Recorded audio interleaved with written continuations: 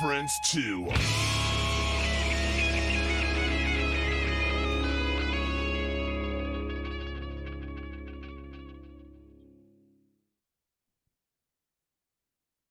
All right, what's going on, guys? Howdy, howdy. Andy. Hey, I'm here. What's going on? Oh my gosh. So, yeah, I forgot to hit the button. You guys had me all fired up. I was like, oh, my little bell's going off. Oh, shit. And that's called a rabbit hole.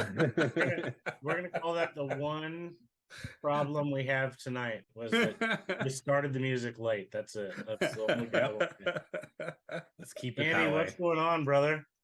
Not a lot, man. How you guys doing? Doing absolutely great. Pretty good. Beautiful outside. Shit. It is nice. Yeah, it's nice day, for sure. So you're in West Virginia, right? Yeah. Okay. Yeah, Charleston, West Virginia. What's it like up there? Right now it's pretty nice. It's cooled down a little bit. It was mid 80s today. Pretty sunny, clear. I guess you're asking about the weather. I don't. Yeah. However you want to take it. Asking what is it like to live in West Virginia? That's not so great, but the weather's nice. Oh shit. So I guess we can do a little bit of introductions here. I'm Randy. I'm in Oklahoma City. Cool. I'm Ashton. I'm also in Oklahoma City. And I'm John. I'm in Topeka. Awesome. Yeah, I've never been to Oklahoma City. I've been to Pryor, Oklahoma twice because been to Rocklahoma twice. We played it in 2009, actually. Oh yeah. Andy, Golden I'm years. sitting here trying to figure out what year it was that I had met you, but you just confirmed what year it was that I saw you guys play. Yeah. Because I was like, man, I don't know what year it was. I can't remember. I was like, Well, there you go. I could go start digging through the archives and stuff, but I'm like, that's a lot of work. Yeah. 2009 was kind of the last year that like indie bands could really get on there. It was fairly easy process early on. You just basically paid a fee and you get a number of tickets and get to play whatever 30-minute slot or whatever.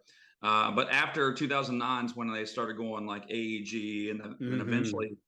I think are they a Danny Wimmer festival now? Or? This year is the first year they're going to be a Danny Wimmer. Yeah. See, it became a lot harder.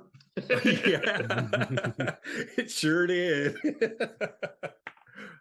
I don't know how many years were we there. We covered media 4 or 5 years, and then it just got harder and harder and harder. And I'm like, oh man. I'll send the email this year.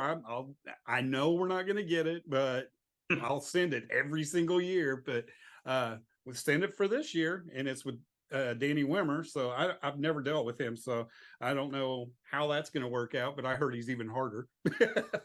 Probably. I personally don't know him, but I mean, he obviously he's doing big things. That's for shit, sure. yeah. Oh shit, yeah. So you guys He much has a lock on the U.S. festival circuit, doesn't he? Yes, he does. Yeah. So you guys had a band split up in 2008, and then like got back together and went and played Rocklahoma. Yeah. Like that's Yeah, because I was there in 08. My friend Mike Wilkerson was one of the three labels that went together on the tri-label stage. Mm-hmm. And that was the year that the storms came through and blew the two side stages down. Yeah. That was crazy. I was actually I was on the main stage when that happened, and they shut us up in the main stage like a big arc or something. So we were like hanging out with Trickster. Not bad. Because that's who was on stage at the time the storm blew through or whatever. So that was kind of cool, I guess. But it's Yeah, like I'll take that. notorious every year. Something happens at Rocklahoma, some sort of either a tornado, a rainstorm, something every year happens.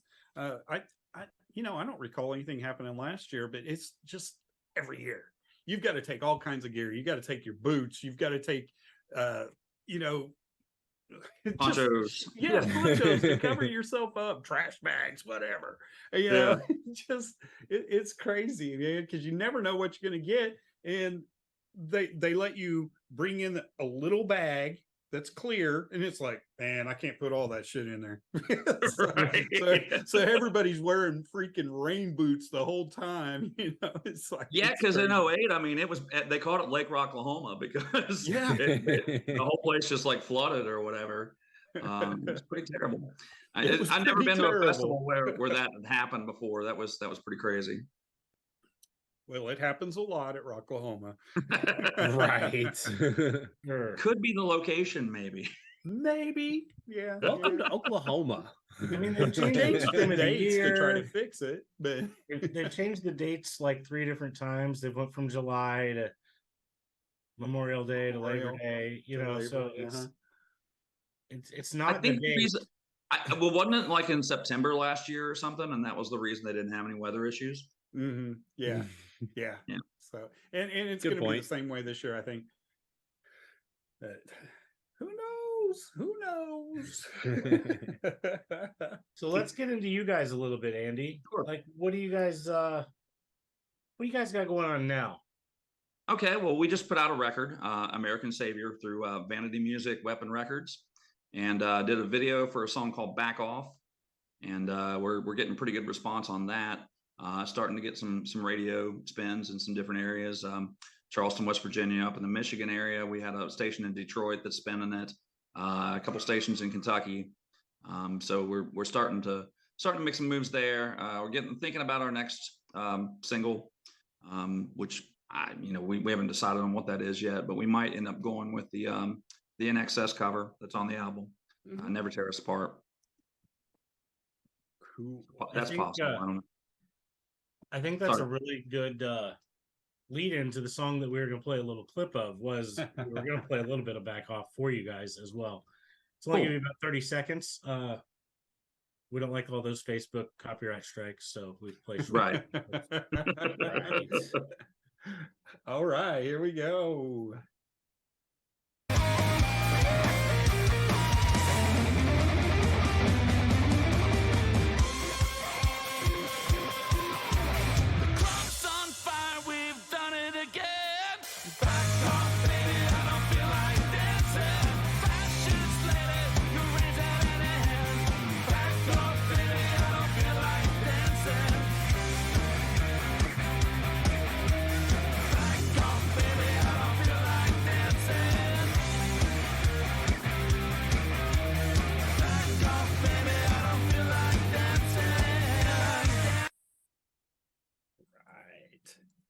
Cool. Good stuff. Stuff. Thank you. Oh yeah. So one of the questions I have you about that, were you filming that partially in like a dojo, or was that like just a gym that was set up that way? So kind of both. So Shane has an embroidery t-shirt design business. It's called Fully Promoted, and one of his clients is Alan French, who runs the Chesapeake Karate Academy, which is right across the river there in Ohio. And they were talking one day, and basically it was, hey, it'd be cool if I could have my kids in the video or whatever. And Shane was like, yeah, that's cool. And then he was kind of describing like the I guess the storyline that he kind of wanted or whatever. And Alan was like, I know a girl that's in Detroit. That's she competes nationally on the karate circuit.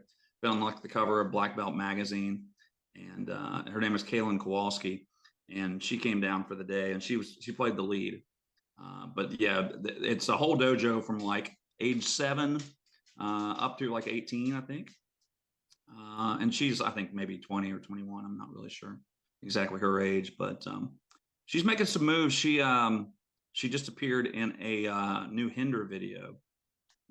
So yeah, so she's starting to show up in some other videos now, which is kind of cool, pretty neat. Like but karate and rock and roll. Karate and rock and roll. I mean, it's just kind of something that kind of fell together, and it's kind of gotten, it's gotten good attention on the video, and helped people hear the song maybe that wouldn't have checked it out otherwise. Absolutely. I could just see it as her theme song as she's walking out. Right. That would be awesome. I'd go right back inside like, nope, not today. The other fun question I had about that for you is, how many of those kids asked to fight you? None. Actually, None? Come on. Yeah. So the funny thing is, we showed up and did the performance stuff like at the tail end of the day, but Shane had been there like doing all of the storyline stuff like all day, and we didn't know anything other than what we'd kind of been told about the video, except for like the scenes where the kids are kind of surrounding us in the gym there. We hadn't seen any of the other stuff until the edit of the video. Shane kind of kept it as a surprise. Of course. So yeah, it's cool. I enjoyed. Usually we're much more hands-on with the video as far as the whole band being involved, as far as like acting and stuff. But it was kind of cool just to be a performer in the background and kind of give the kids the spotlight. And yeah, that's really cool. Really, that does sound really cool, actually. That's good stuff. I had to watch that video a couple times through because I was like, it looks like just a really fun time. Like, those kids are just like, they're kicking things and you guys are rocking out. And I'm like, I feel like those kids would be like, let me kick you. So that's why I had to ask. Let me kick you. Making me regret not watching the videos, because I'll just put my headphones in and just listen to the band, and I'm like, nah, I just need to go through and sit at lunch and just watch the videos and see what I can find. You definitely need to go watch that one. Yeah, that one's awesome. It is awesome. Got my hopes up now. So I don't know if I did my research all properly. Do you guys have 3 albums now? Yeah, 3 full-length albums. So you've got the one Kings of Destruction that was like 2012. Right, 2012, yeah. And then Empire of Sin. Empire of Sin took a long time to come out, but when it finally did, the pandemic hit. Imagine that. Of course. And I don't suggest that. Yeah, that's kind of a bad time to release a record. When the whole world shuts down and there's no way to promote your record, it's like, yeah, that's great timing, isn't it? Right. Like literally, we put that out in February, I think, of 2020, and then like literally the world shut down the next month. So yep, it sure did. So we were kind of faced with the choices like, well, we've started, recording this next record. We don't know how long this is going to last, this sort of shutdown period or whatever. So we're like, well, let's go in and finish this record. So when we get, when things start to become normal again, we can have a new record and kind of push both of them at the same time. And we haven't really done that. We've just pushed the new one mostly. And your Whatever works at released that last point. year, yeah. Yeah. But yeah, we were actually, for a minute there, a couple years actually, we were kind of not estranged from Dave because we were still in contact with him, but we were kind of shopping Empire around, and we ended up just trying to put it out ourselves. I think he was in the middle of a move and wasn't really ready to get his label up and running again. Mm-hmm. But now he's fully entrenched in Las Vegas and making moves in the world again. So I don't know if you've heard about Annie Saint, the band that he works with out of Wyoming. They're playing Download this year. So Oh, well, that's cool. That's cool. Yeah. That is really cool, actually. Yeah. What was that band? They're called Anti-Saint. They used to be called Red Tide Rising. Right. Heard that So one. do we have an opening next week? Nudge, nudge. Come on, Dave. He'll look it up, I guess. We might have to get in touch with them on that. Absolutely. Absolutely. And to those people that are watching tonight, we have been taking weeks off here and there. Well, we're trying to just jump back and forth every other week, but we will be live again next week. We do have a guest already scheduled. So we're just trying to keep you all on your toes, but hang with us. We haven't slid any of those. Well, we're going to do it on Thursday or a Friday. It's always Wednesday. At least we keep that consistent. Right. So it is going to be a different time next week, correct? Oh yeah, that's right. It will be at 8:00 Central instead of 7. Central. Little bit easier to get the time zones in there and everything. So our boy didn't want to be in the car next week while he was on the phone with us, so I told him safety first. We'll move it back an hour. Safety first.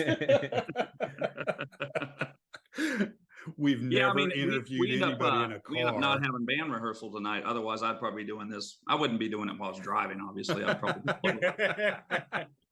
pull over and do the interview or whatever, but I would have had to tell the guys, I'm going to be about a half hour late, but it worked out. Man, at that point, just push you. Yeah, take us with you and just be like, hey, here's everybody. Yeah, we could have done that.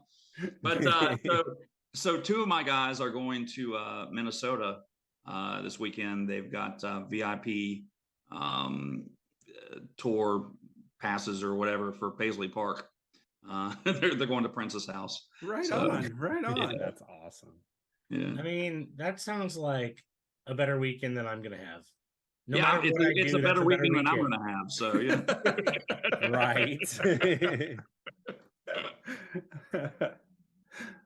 So any plans for a tour? I'd like to.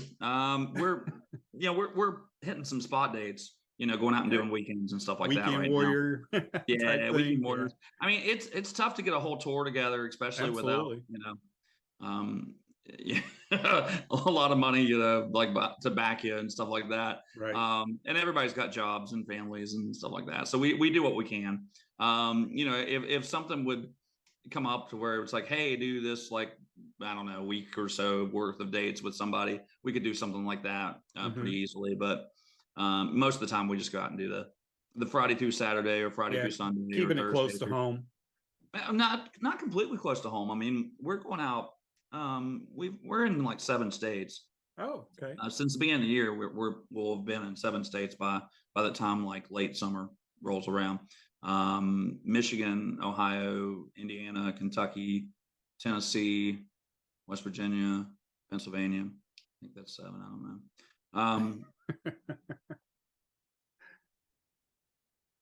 Andy, you're muted.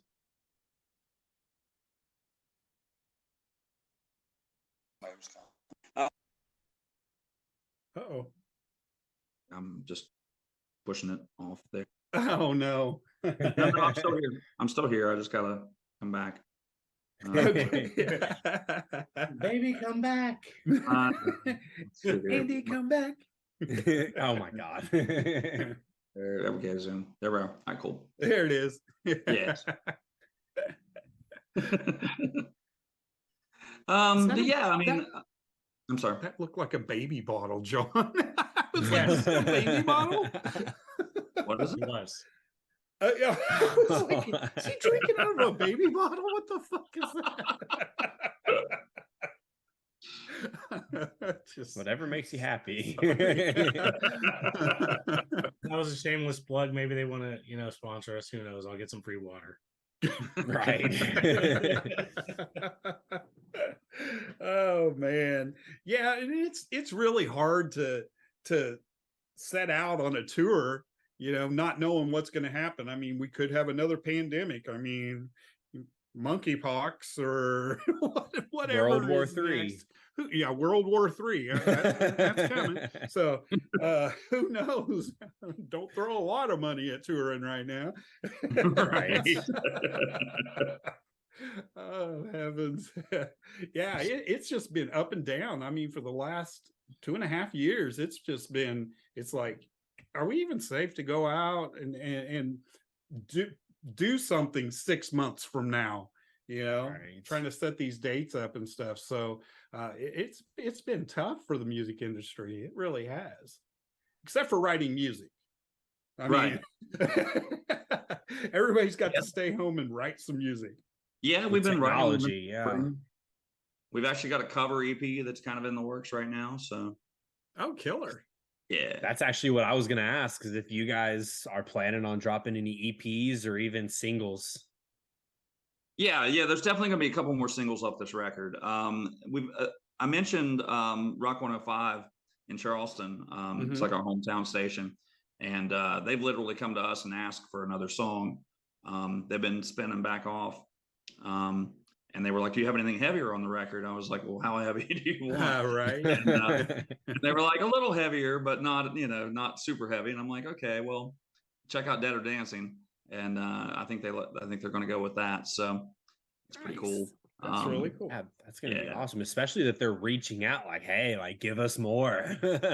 Yeah. Well, he's been coming. Like, a couple of those guys have been coming to our shows and like introing us from the stage and stuff. So it's pretty cool. Pretty cool. Always good to get support from your local radio. We've had it from different stations in the past, but now it's good to have it now, especially so with the new record.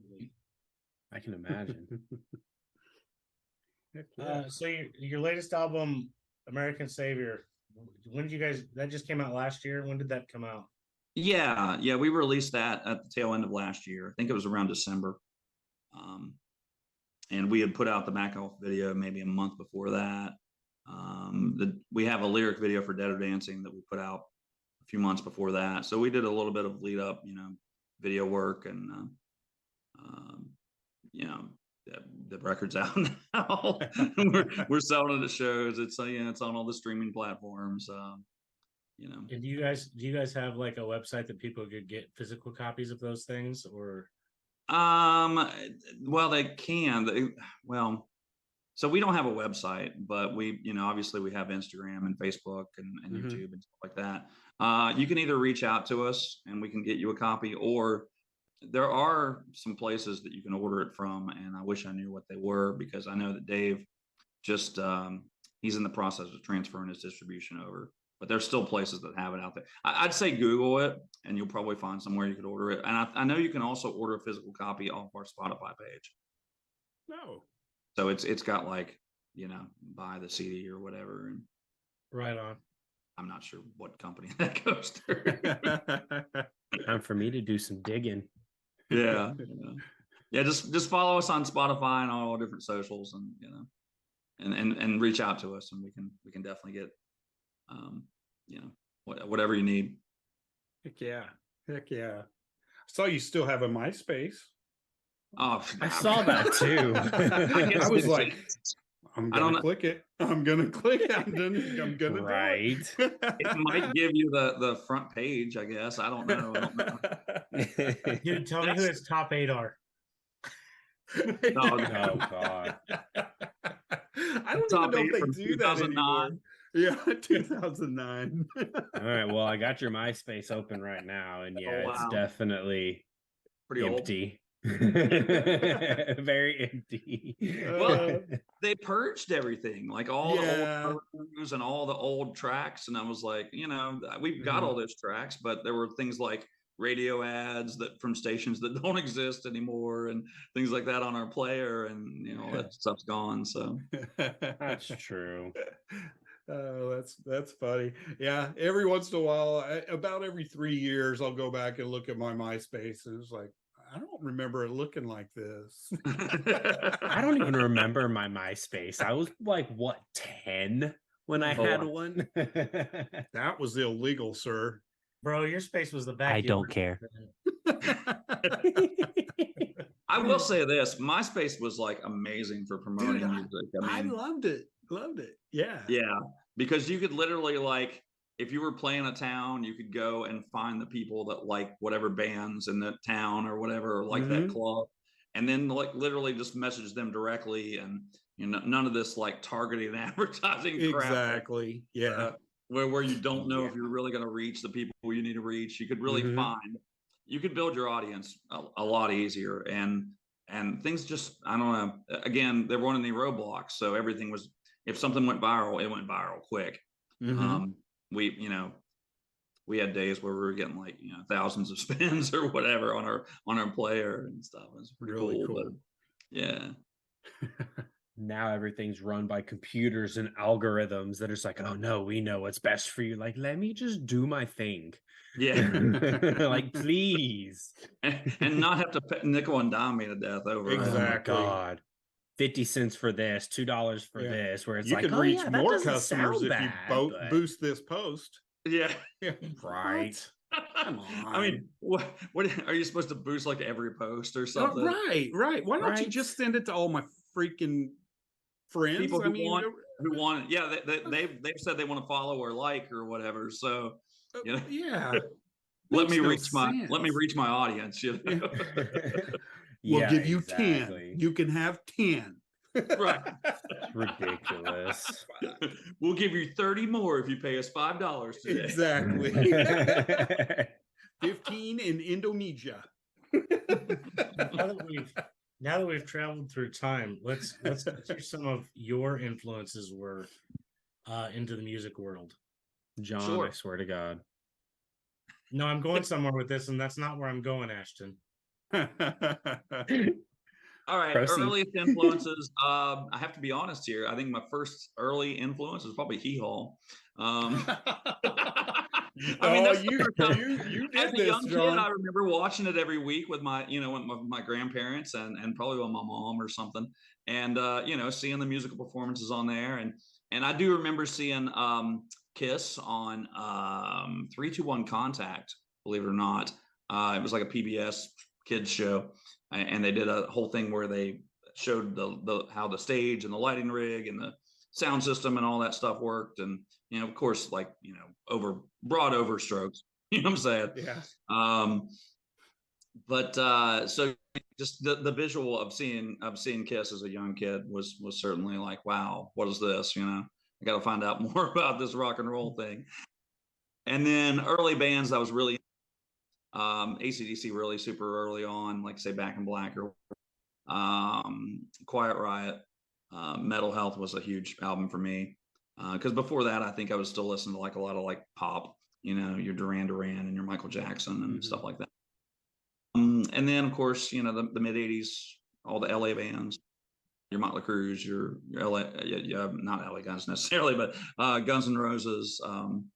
But I love LA Guns. So that's okay. But I don't think I discovered them probably about 89, maybe 88. I don't know. Headbangers Ball was a huge thing too, like every week, watching that, and the Metal Years, which I didn't realize at the time was meant to be parody, really, but I thought, no, that's how you're supposed to live, right there. Right. So where I was headed with this, although he did mention Kiss for me, so I didn't have to do it, but so do you have a current opinion on the Motley Crue fiasco? Yeah, I'm Team Mick. Right on. Right on. That's all I keep hearing. That's all I keep hearing from everybody. Team Mick. Yeah, Team Mick. It's like the guy put in 41 years. He was the only like member who was always there. Never really had all this distractions and I'm sure Mick had his issues or whatever as far as like, but he always showed up and did his job. He was never the one out dying or killing. Or killing. That's true. Yeah, I mean, I like John 5. I'm a John 5 fan. Yeah, and he's a good replacement, I guess. He certainly can play the stuff, and he's a solid guitar player, more than a solid guitar player. But yeah, I don't think they should be trying to like his role in the ownership or whatever. It's like, he obviously was a major part of the band for 41 years. So right. Yeah. Oh my. John got the double whammy out of that one. See, yeah, I mean, like everybody, I grew up on Crew, I think Girls, Girls, Girls was kind of like my album that I really, that was where I was like, whoa, and of course, I'd heard, some stuff off theater, but it didn't, I don't think I heard Shout at the Devil at the time. I think I went back and listened to that. It just wasn't on my radar or whatever. Probably around the same. Headbangers Ball was obviously the gateway to a lot of things. That and the music magazines, your Rips and your Metal Edge and Hit Parader and all that kind of stuff. So, Circus, yeah. I was trying to think of all of them that I used to buy too. I know, right? Metal Maniacs. Yes. I was into Metal Maniacs too. Yeah. I definitely feel left out now. Oh yeah. Oh, we're just talking about print magazines. He's like, I'm only 26, so I'm like, I wish. So there's stories of going to the grocery store and like begging your mom for the metal magazines. That's just not in your. Yeah, I don't think that happened. Well, I do remember begging you guys to buy a Striper album way back in the day. Of course, you don't remember that, but I do. That sounds more like your brother. Well, exactly. That's me. And whenever we lived at 139th Street, we actually walked to Target on Penn with some of his money and bought it because you guys wouldn't buy us the Striper album. Yeah, fucking grounded. That was only what, like 2.5 miles of a freaking walk. That's a lot of damn heavy ass traffic right there. Oh no, we were walking in the grass. No asphalt. And there were crosswalks at intersections. I'm alive today, aren't I? The intersections with the guys holding the signs. I mean, well, this was before that was really a problem. Oh my goodness. Yeah, we are. We really are. Sorry, Sharon. I kind of threw us under the bus. Both of Randy's grown children are now grounded for the next 2 months. Right. I'm gonna go sit in the corner after I'm done with this. Oh my Lord. Randy, what do you got out there, brother? Not a whole lot. I really don't have a whole heck of a lot. Yeah. Have I talked to you since you went to go see Marty McCoy? Oh, maybe not. I'm trying to think. So yeah, the last time I saw Boba Flex, they were playing The Loud in Huntington. And I think that might have been one of the first shows that Sean had come back. Nice. Yeah, but we've known the Boba Flex guys since we've known them longer than we started playing with them in probably like 2005 or so. But we've known them since, I think Sean and our guitar player Shane went to college together at the same time at Marshall. Oh, that's cool. That's cool. Yeah. We saw them up in Las Vegas at a festival up there. And it was hilarious because once they started walking in, people just flocked to them. And some of the other media people were like, who are these guys? And I said, that's Boba Flex. And they're like, are they good? I was like, oh yeah, they're good. Just wait. But it was hilarious because we had all these people there. I mean, there was tons of people, big names there, and then this group of people were just following Boba Flex like they had just stepped off a jet plane or something. It's just like, this is awesome, man. You guys deserve that. Yeah, so much fun. So much fun. Yeah, we love those guys. When we were first getting going as a band, they were really instrumental in helping us get out of our market and meet some some different clubs and different promoters and things like that. Yeah. And then we did some shows with them out of town and stuff too. But for years, we did all kinds of hometown stuff together. It was always, Boba Flex and Zeroking. So awesome. Yeah. That is awesome.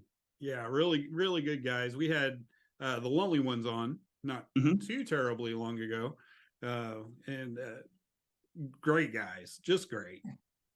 It's awesome. Tell him I said hello if you talk to him here soon. Absolutely. John, you just saw him, didn't you? I just saw them about maybe a month ago. I'm not Was positive. Lonely in Kansas or? They were here in Topeka. Yes, Okay. They did. They were on I want to say like about a 2-month tour maybe, and they just stopped through here. I do want to say hello to my buddy Jody Rowe. He is watching our feed right now, and it's always good to see his name pop up. Absolutely. Hey, Jody. If you knew Jody from the Glitter Boys way back in the day, if you those guys, Glitter Boys. That name sounds real familiar.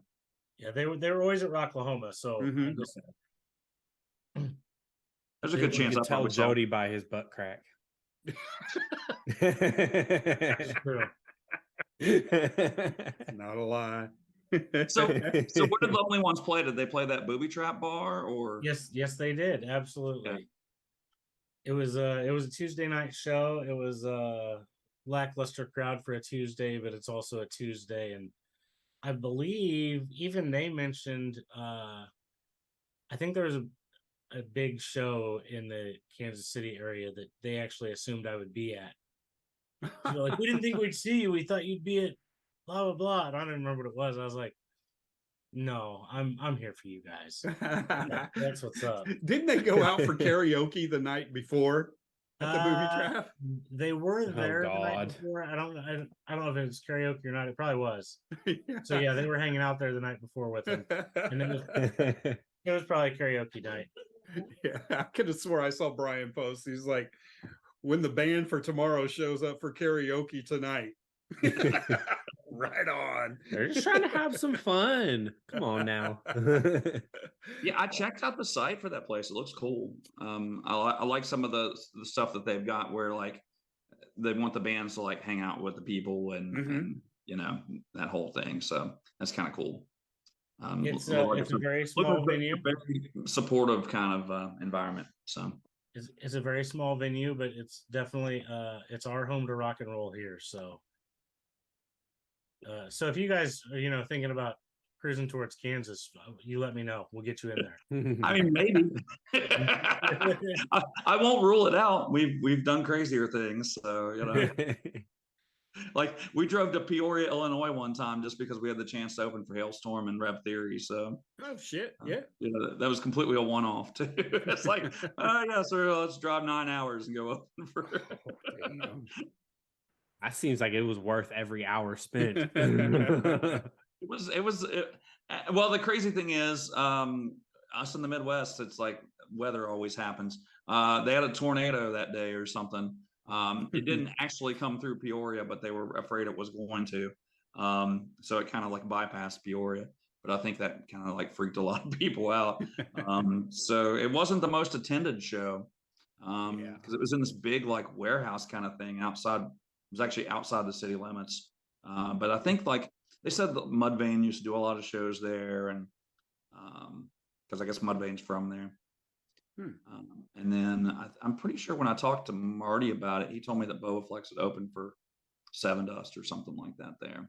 So they had done some shows, at this big, like I said, this big warehouse or whatever. But, and it had radio support and everything. It should have been a pretty big deal, but it was cool. I'm glad we did it, but 9 hours, damn. Right, that is. Oh. It's just dedication to the craft. That's all. Sure. Not wrong. Hey, I don't have any other pertinent questions at all. Like I have my notes. I was checking it off as we went through. Yeah. What do you have out there that you want to tell us about that we haven't covered?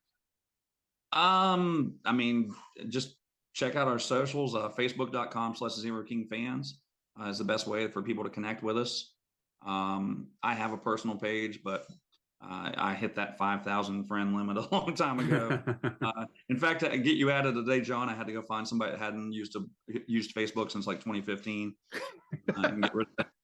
Way to go, John! Way to So you made slide it. in there. I'm working made my it. way to the top 8, bro.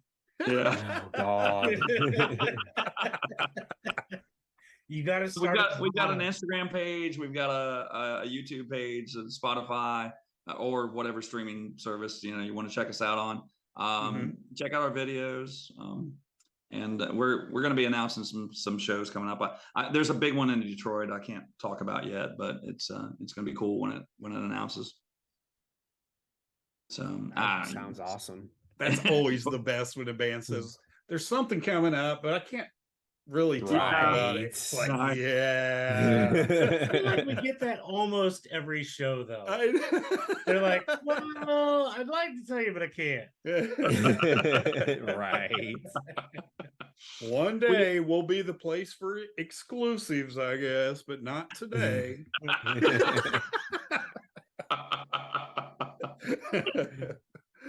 It's all right. Just happy for you. Oh, Cool, yeah, thank that is awesome news.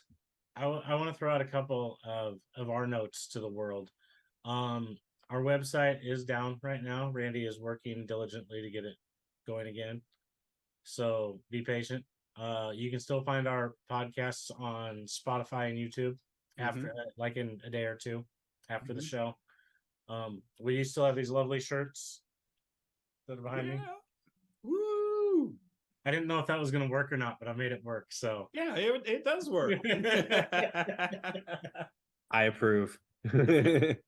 Like, I might just see how long I can leave it up there until my wife is like, why? Because it's covering that fuse box, I guess. I don't know.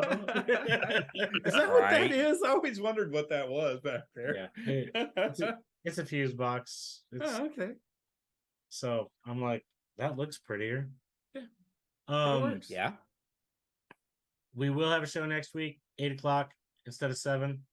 Don't forget to be there for that. Randy, those are the important things I wanted to say. Cool. Ashton? Nope. Andy, if you want to hang for just a second, Randy's going to take us with some outro music. Cool. Thanks for having me, guys. Absolutely. You bet. Thank you. We